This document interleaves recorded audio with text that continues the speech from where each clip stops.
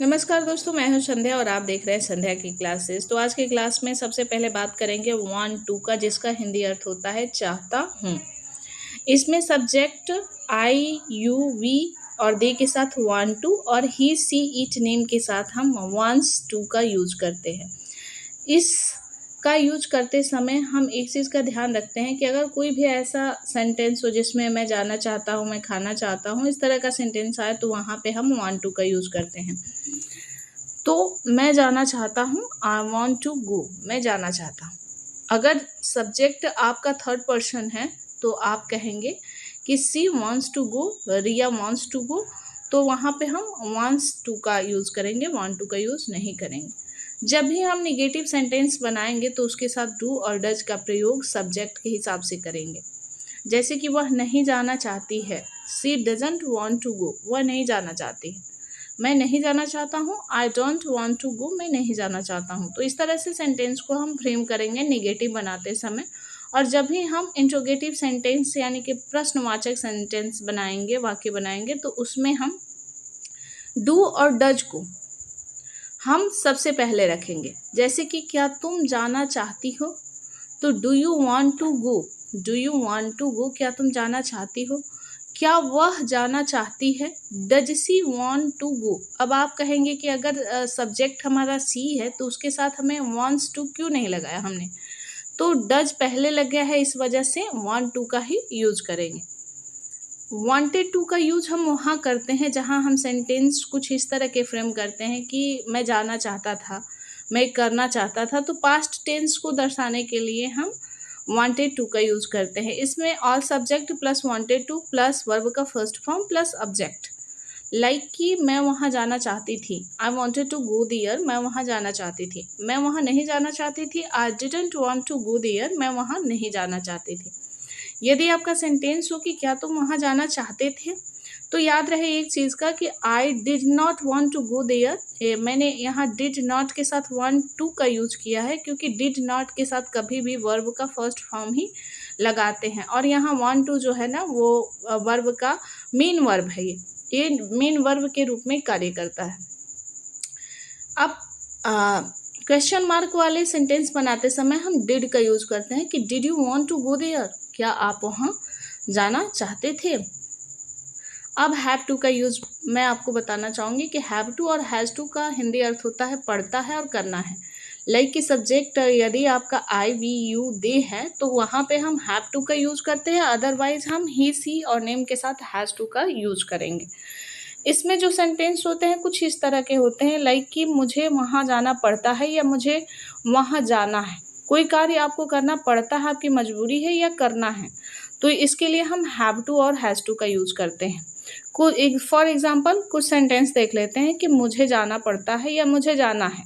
दोनों सेंटेंस के लिए आई हैव टू गो। लेकिन यदि आपका सब्जेक्ट थर्ड पर्सन है तो उसके लिए जैसे कि उसे जाना पड़ता है या उसे जाना है, तो यहाँ पे हमने सी का यूज़ किया है और सी के साथ हमने हैव टू न यूज़ करते हुए हमने हैज़ टू का यूज़ किया है। हैज़ टू का यूज़ हमने इसलिए किया है क्योंकि हमारा सब्जेक्ट जो है वो सी है, तो सी हैज़ टू गो, उसे जाना पड़ता है या उसे जाना है। जब भी हम निगेटिव सेंटेंस बनाते हैं तो निगेटिव सेंटेंस बनाते समय कुछ बातों का हमें ध्यान रखना पड़ता है। आइए जान लेते हैं निगेटिव सेंटेंस कैसे बनाएंगे। तो नेगेटिव सेंटेंस बनाने के लिए हम डू नॉट और डज नॉट का यूज हम हैव टू और हैज़ टू के साथ करेंगे। लाइक कि मुझे नहीं जाना पड़ता है, I don't have to go, I don't have to go, या मुझे नहीं जाना है, I don't have to go. उसे नहीं जाना पड़ता है तो she doesn't has to go, she doesn't has to go, उसे नहीं जाना पड़ता है। अब क्या तुम्हें जाना पड़ता है, do you have to go, क्या तुम्हें जाना पड़ता है, क्या उसे जाना पड़ता है, does she has to go. Had to का यूज हम पास्ट टेंस में करते हैं। इसका स्ट्रक्चर होता है कि आर subject plus had to plus verb का फर्स्ट फॉर्म और ऑब्जेक्ट।